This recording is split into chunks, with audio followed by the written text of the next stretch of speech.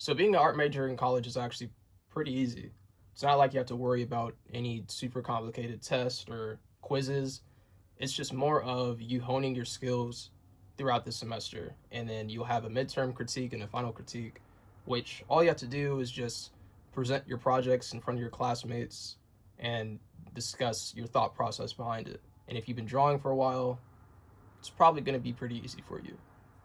So the first drawing class that I took wasn't that hard. It was just going over the basics. So, your fundamentals, how to shade, perspective, foreshortening. We didn't really tackle color until the next semester. So when we got to that, that's when I really realized that I don't really like traditional art the way that I used to in the past. I much rather prefer doing things digitally just because that has been my focus over the past few years. So I think the biggest struggle for me in the class wasn't necessarily like the assignments or the projects that we had to do, but just having to adjust from working on my iPad to back to pencil and paper. And another thing too that I kept noticing with these classes is every project had to be made on these huge poster size sheets of paper. And I'm not used to working on canvases that big. I only do, paper size pretty much, just from like a regular notebook or regular sketchbook. But with these poster size sheets of paper, it's a lot of surface area that you have to cover, a lot that you have to shade, a lot that you have to draw. And it was okay during the first drawing class because all we had to do was just use pencils and shade everything, right? It became a pretty big issue for me when we introduced color to our projects. Because for me, the only time that I really worked with color was with color pencils, so Prismacolor pencils. That's the only time that I worked with color. I don't like to use paints. I don't like to use, anything else besides color pencils. That was my thing. So I was able to do that for this class. That was an option to do, which I chose. But they also had, hard pastels, soft pastels, pastel pencils, which you could get the surface of a paper covered a lot faster using those, right? Because all you gotta do is just smear the color on there. But if you use color pencils like I do, it's probably gonna take you all day just to fill in one corner of the page, which that was the issue that I kept running into, and is the reason why I was never really able to fully finish a project like I wanted to. Like I would still get a decent grade. I didn't fail or anything like that just because, stuff didn't look fully fleshed out. But, you know, had I used other material that could cover the area of the paper faster, like pastels, I might have gotten better grades on my projects. It's just that's not what I was comfortable with. So if you've used pastels before in the past, this might just be a cakewalk for you. But for me, I only, like I said, like using color pencils, and that just took so long to get anything finished. Now, on the flip side, if I was doing things digitally, you could just color fill things in using Procreate or whatever, app that you have on your iPad, and you could go from there. And even just like adjusting your sketches of, because we do a lot of live model drawings, live model portraits in those type of classes, having to adjust your sketches, before you put on color or anything, every time the model moves or shifts, because the model, they're not going to stay still for the full course of the class, like the full like 2-3 hours. They're not going to stay still that entire time. They take breaks, and usually the breaks are like every 10 to 20 minutes. And obviously after they try to get back into the same position that they were earlier, it's not going to be exactly the same. So your view on your perspective of how they were standing or how they were sitting is going to obviously change, and you have to adjust on the fly, which again is a little bit harder to do when you're just working with just pencil and paper, and you don't have tools like Liquify or like Canvas Flip or Transform.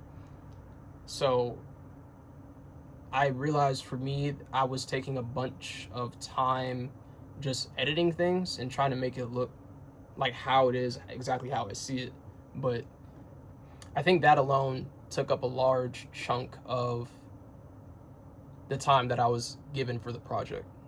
So that is something that you have to keep in mind whenever you're in these classes, is just keep an eye on the time and try to continue moving throughout, the sketch. Don't just get stuck there. Try to move the color as quick as you can, because at the end of the day, it is a school assignment, it is a project. You're given a certain time limit to get it done. So you can't just be stuck on one thing and keep editing it and keep redrawing, because you have to move along. But besides drawing, something that did surprise me was the fact that I had to do a 3D design class. Mind you, I've never done 3D design ever before, but this was a requirement so I can get my art degree.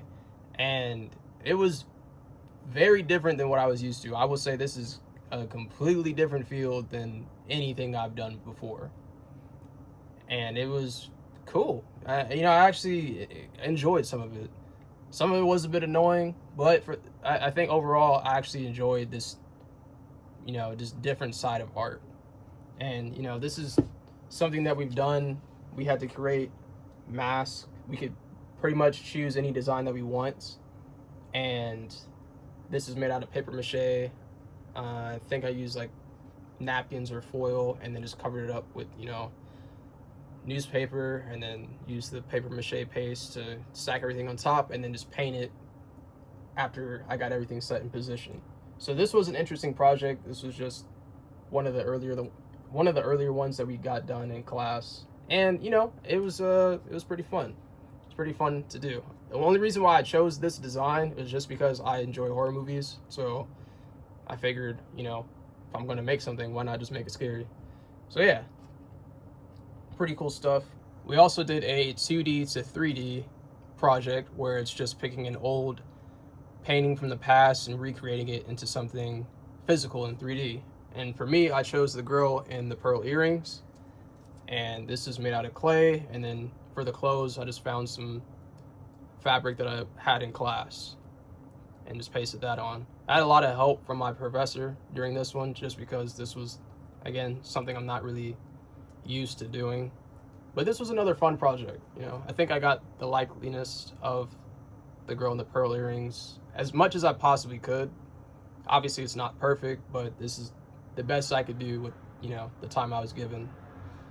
And yeah, I enjoyed doing this, and hopefully for my next 3D class they'll have projects that are similar to this.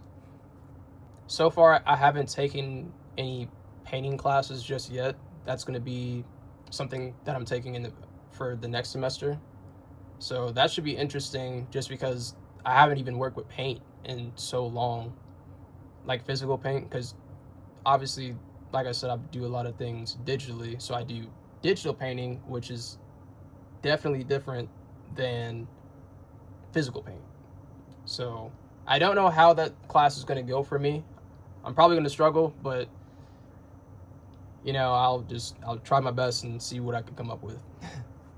So just moving forward with class for me in the future, I'm gonna still walk into these classes with an open mind, but I'm always going to prefer digital over traditional, just because that's what I've been doing over the recent few years.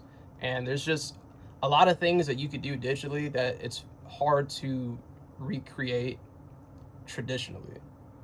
I know what medium I prefer, and obviously that's digital, and I don't think that that's going to change even after I'm done with school. And it's just all about preference at the end of the day. Like, there's no right or wrong way to go about creating art.